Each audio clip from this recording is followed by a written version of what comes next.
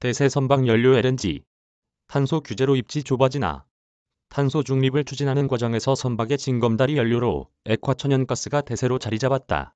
하지만 유럽연합을 중심으로 탄소 배출 규제가 강화되면서 LNG의 입지가 예상보다 빠르게 좁아질 가능성이 커지고 있다. 3일 해운업계에 따르면 지난달 전 세계에서 LNG를 연료로 쓰는 선박 30척이 발주됐다. 지난 4월에도 51척이 LNG 추진선이 건조 계약을 맺었다. 올해 2분기가 한 달가량 남았지만 이미 LNG 추진선 발주량은 역대 분기 최대치를 경신했다. 올해 발주된 선박 10척 가운데 6척은 LNG 추진선으로 기존의 벙커 CU를 대체할 선박 연료로 LNG를 선호하는 추세가 뚜렷하다. LNG는 벙커 CU보다 탄소 배출량이 30%가량 적고 황산화물도 거의 배출되지 않아 현행 환경 규제에서 자유롭다. 하지만 EU를 중심으로 선박 연료에 대한 환경 규제를 강화하면서 본질이 탄소 연료인 LNG 대세론이 길게 이어지기 어려운 상황이 됐다. 유럽의회는 오는 6일 본회의를 열고 해운산업에 대한 유럽 탄소 배출권 거래제 적용안을 표결할 예정이다. 지난해 7월 EU 집행위가 발표한 입법안보다 더 강화한 수정안으로 대상 선박을 2000GT 이상에서 400GT 이상으로 확대했고 역내 탄소 배출량뿐만 아니라 역외 배출량도 100%를 적용하기로 했다. 본회의 통과가 유력한 상황에서 EU 이사회 검토와 승인을 거쳐 이르면 올해 말 최종 확정될 전망이다.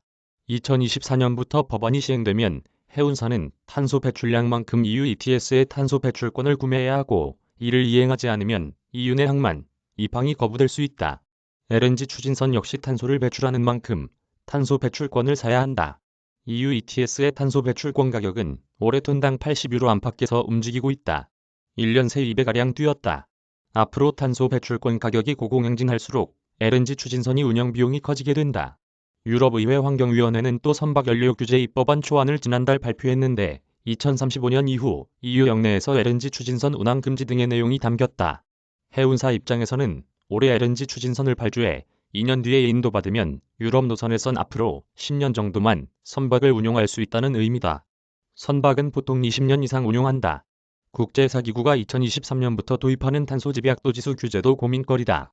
CII는 선박의 탄소 배출량에 따라 5개 등급을 부여해 3년 연속 D등급을 받거나 한 번이라도 2등급을 받으면 시정조치를 마련하도록 하는 것이 골자다. 이후 승인을 받지 못하면 운항할 수 없다. 특히 CII의 2019년 대비 탄소 감축 계수는 2023년 5%를 시작으로 2026년 11%로 오른다. 탄소 배출량 제한이 더 강화된다는 의미다. 2027년 이후 감축 계수는 정해지지 않았으나 2030년쯤 LNG 추진선이 CII 규제 제한을 받지 않는 C등급 이상 받을 수 있을지 불투명하다.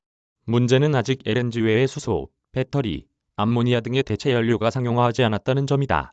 이에 선사들의 행보도 엇갈리고 있다. 스위스 MSC와 프랑스 CMA-CGM, 독일 하팡로이드 등은 LNG 추진선을 발주하고 있다. 덴마크 머스크는 LNG 대신 메탄올 추진선을 선택했다. 현대중공업에서 2024년까지 16,000TEU급 메탄올 추진 컨테이너선 8척을 2024년까지 건조할 예정이다.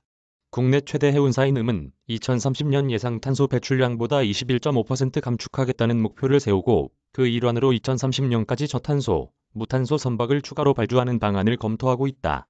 다만 어떤 대체 연료를 선택할지는 결정하지 않았다. 관계자는 LNG를 포함해 다양한 옵션을 열어두고 논의 중이다라고 말했다. 해운업계에선 탄소 규제 관련 민관 협력 체계를 갖춰야 한다는 목소리도 나온다. 해운사 고위 관계자는 개별 해운사가 탄소 규제에 대응하고 선박을 발주하기에는 국적 선사 대부분이 영세하다며 정부와 해운사가 함께 공조할 수 있는 체계를 갖춰야 경쟁에서 도태되지 않을 것이라고 말했다. 카피라이트 조선비즈 앤 조선닷컴